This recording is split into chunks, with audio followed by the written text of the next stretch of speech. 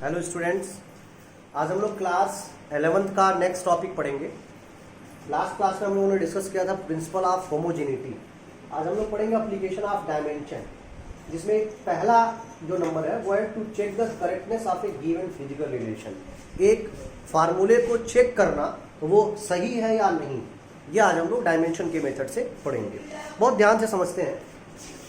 सभी लोग class 9th में पढ़ चुके होंगे, v is equal to 10th में पढ़े होंगे u प्लस 80। डायमेंशनली चेक करना ये सही है या गलत, तो हम right the dimension of both side, दोनों साइड का डायमेंशन लिखें। v है वेलोसिटी, फाइनल वेलोसिटी। देखो एक चीज और, कोई भी वेलोसिटी हो, चाहे वो फाइनल वेलोसिटी की बात किया जाए या इनिशियल वेलोसिटी की बात, या किसी भी टाइप की वेलोसिटी हो, सबका होगा LT-1। u क्या है? इनिशियल वेलोसिटी, इसका भी क्या हो जाएगा? LT-1 प्लस ए क्या था? एक्सीलरेशन का क्या? LT-2 और यहाँ t का t, तो बना क्या? LT-1 is equal to LT-1 plus यहाँ t पर -2 और 1 घट जाएगा LT-1। तो अगर प्रिंसिपल ऑफ होमोजेनिटी याद हो तो देखो इसका हर एक टर्म राइट हैंड साइड का, each term left hand side के इक्वल है, लेफ्ट हैंड साइड के इक्वल है। और ये वेलोसिटी, ये भी वेलोसिटी, वेलोसिटी को वेलोसिटी में ऐड किया जाएगा तो वेलोसिटी ही आएगा, वेलोसिटी ही आएगा। यानी ये भी वेलोसिटी है, ये भी वेलोसिटी है। So the formula is right. ये फार्मूला क्या है? सही है। बट कभी कभार ऐसा हो सकता है कि कंडीशन मिले v is equal to u plus 3/280। अब आप तो कहेंगे सर हम लोग 3/2 का डायमेंशन फार्मूला होता नहीं है, 3/2 तो कांस्टेंट टर्म है। बिल्कुल बिल्कुल 3/2 कांस्टेंट टर्म है, 3/2 कांस्टेंट है, तब भी आएगा यही। तो कंक्लूजन क्या निकला कि दो तरीके से कंडीशन बन सकते हैं, एक फार्मूला फिजिकली और एक डायमेंशनली। अगर फिजिकली सही है फार्मूला, मतलब जैसा ये, तो डायमेंशनली जरूर सही होगा। डायमेंशनली क्या होगा? जरूर ही सही होगा। और यदि फार्मूला जो है अगर डायमेंशनली सही है तो कोई जरूरी नहीं कि फिजिकली सही हो भी सकता है, नहीं भी हो सकता है, हो भी सकता है और नहीं भी हो सकता है। यहां तक सबको समझ में आ रहा होगा? ये शायद दिख नहीं रहा था, यहां पर होगा t ऐसे आके, ठीक है? क्लियर है सबको यहां तक? अब चलिए, तो 3/2 नहीं हो सकता। अच्छा, एक और इक्वेशन मैं ले लेता हूं, s बराबर ut प्लस 3/280 स्क्वायर। तो आप कहेंगे सर 3/2 तो होता नहीं है, 1/2 हम लोगों ने पढ़ा है। बिल्कुल, तो ये फिजिकली फार्मूला तो रॉन्ग है, लेकिन डायमेंशनली क्या है? सही है। तो ये कैसे पता चलेगा? ये आगे बताया जाएगा कैसे पता चलेगा 3/2 आएगा कि 1/2 आएगा कि 1 आएगा। चेक करना है F बराबर m में। देखो चेक करते हैं सही है कि गलत। तो फोर्स का MLT-2, मास का तो m, एक्सीलरेशन का LT-2, एक साथ लिख दो। MLT-2 इधर भी, MLT-2 इधर भी। सो फार्मूला क्या है? राइट है, सही है, फिजिकली भी सही है और डायमेंशनली भी सही है। तो ये करेक्टनेस है। इसी तरह से हम फार्मूला चेक करते हैं कि सही है गलत। अब हम लोग एक न्यूमेरिकल की बात करेंगे, क्वेश्चन की। ओके, अब हम लोग इस क्वेश्चन को करते हैं, ध्यान से समझते हैं। दिया है v is equal to 80 plus b upon t plus c, where v is the velocity in meter per second, t is time in second. Find out the unit and dimension of a, b and c. a, b, c का unit भी निकालना है और dimension भी निकालना है। अगर हम लोग प्रिंसिपल ऑफ होमोजेनिटी की बात करें तो ये वाला जो टर्म आपको दिख रहा है t प्लस c, t तो टाइम दिया है, तो प्रिंसिपल ऑफ होमोजेनिटी क्या कहता है? Same kind of physical quantity can be added, subtracted or equated. तो अगर ये टाइम है तो कंफर्म c भी क्या होगा? टाइम। समझ में आ रहा है? अरे भाई t टाइम है तो c तो टाइम होगा, क्योंकि same type of physical quantity को आप ऐड कर सकते हैं, same type of physical quantity को आप सबट्रैक्ट कर सकते हैं। तो c का डायमेंशन फार्मूला टाइम का t, और टाइम का यूनिट बता दो। बहुत से यहां तक समझ में आया? अच्छा, अब आते हैं इसकी। अगर ये वेलोसिटी है तो इक्वेटेड किया गया, ये भी वेलोसिटी होगा। तो वेलोसिटी अगर ये है तो डायमेंशन ऑफ v बराबर डायमेंशन ऑफ 80।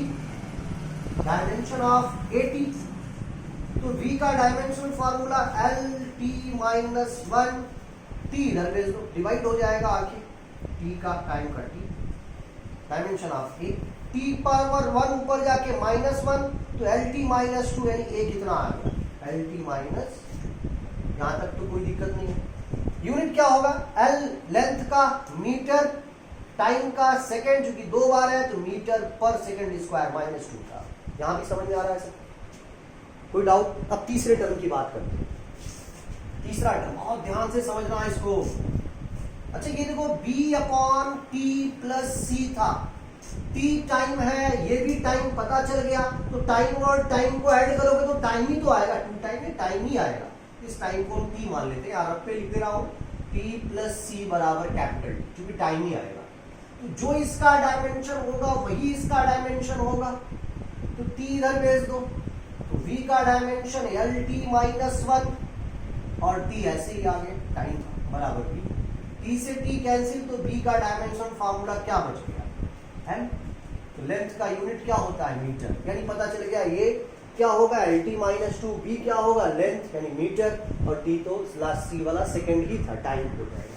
यहां तक शायद सबको समझ में आ रहा है। अब अगले क्वेश्चन की बात करते हैं हम लोग, अगला वाला क्वेश्चन, तो हम लोग बात करेंगे एनसीईआरटी का क्वेश्चन नंबर 14 2.14, बहुत ही इंपॉर्टेंट क्वेश्चन है। A book with many printing error contains 4 different formula for the displacement है y of a particle undergoing certain periodic motion. तो आप पेरियोडिक मोशन बाद में पढ़ेंगे, पेरियोडिक मोशन क्या होता है आगे पूरा डिटेल पढ़ना है, तो अभी उसके बारे में नहीं, बस आपको चेक करना है कि फार्मूला सही है या गलत। y बराबर a sine 2 pi t by T, ऐसे चार कंडीशन दिए हैं। a मैक्सिमम डिस्प्लेसमेंट है, तो आपको पता है लेंथ भी होगा, l होगा डायमेंशनल फार्मूला, v स्पीड, और t टाइम पीरियड का भी वही होगा, ये टाइम पीरियड है। Rule out the wrong formulas on the dimensional ground, dimension method से इनमें से रॉन्ग फार्मूला कौन है, आपको ये बताना है। डायमेंशन मेथड से रॉन्ग फार्मूला बताना है कि रॉन्ग फार्मूला कौन सा होगा। ठीक है, यहाँ तक शायद सबको समझ में आ रहा है। एक और ऑप्शन दे देता हूँ, ऑप्शन नंबर 4 यहाँ पे, y is equal to A by T sine, ये चीज ध्यान देना, y is equal to A by T sine T by T, ठीक है, sine T by T, T by T, T by T या T by A, चलो ठीक है। तो यहां तक अब हम चेक करते हैं कि सही कौन है और गलत कौन है। पहले की बात करेंगे एंगल के बारे में। देखो सबको पता है कि एंगल तो रेडियन में होना चाहिए, रेडियन में।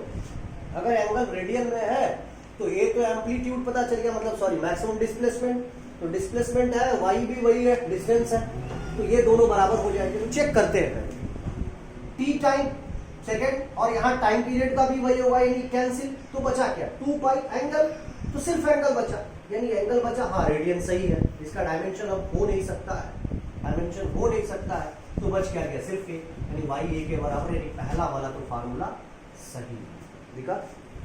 इसकी बात करते हैं, v वेलोसिटी का dimension formula L T minus one, और t का टाइम कट गया, t से t l मीटर, यानी साइन मीटर। ऐसा तो कभी आप देखे नहीं होंगे कि साइन 30 डिग्री मीटर, कभी सुना है? नहीं सुना है सर, ऐसा तो कभी नहीं सुना है, 30 डिग्री मीटर सेंटीमीटर नहीं सुना है। तो साइन l बच रहा है, लेंथ बच रहा है मीटर में, यानी ये पॉसिबल ही नहीं है, ये पॉसिबल ही नहीं है, तो फिर इसको चेक करने की जरूरत नहीं, ये फार्मूला क्या है, गलत।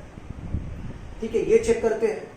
यहां देखो, यहां भी t by T cancel out हो जाएगा, यहां भी t बाई टी, ये भी रेडियन में, ये भी रेडियन में, ऐड कर लेंगे, रेडियन में ही आएगा, a अभी भी √2 का होगा नहीं, यानी ये फार्मूला भी क्या है, यहां चेक कर लो। t टाइम यहाँ डिस्प्लेसमेंट, तो टाइम पता चल रहा है t है, टाइम का तो t होगा, और डिस्प्लेसमेंट का l हो जाएगा, तो क्या ये सही है l माइनस 1t? सर नहीं हो सकता, साइन का कोई एंगल होना चाहिए ना रेडियन में, तो रेडियन में है नहीं, तो रेडियन में है नहीं, सेकंड पर मीटर आ रहा है, यानी यहां भी गलत है। तो अगर डायमेंशन देखा जाए तो सिर्फ दो फार्मूले सही हो रहे हैं, पहला और तीसरा, दूसरा और चौथा क्या है, रॉन्ग है। तो ये एनसीईआरटी का क्वेश्चन नंबर 2.14 डायमेंशन ग्राउंड पे चेक करना था, सही है। तो इस तरह से आप लोग और भी क्वेश्चंस को सॉल्व करिए, लगाइए घर पे, फिर आगे आप लोग को नेक्स्ट वीडियो में बताया जाएगा।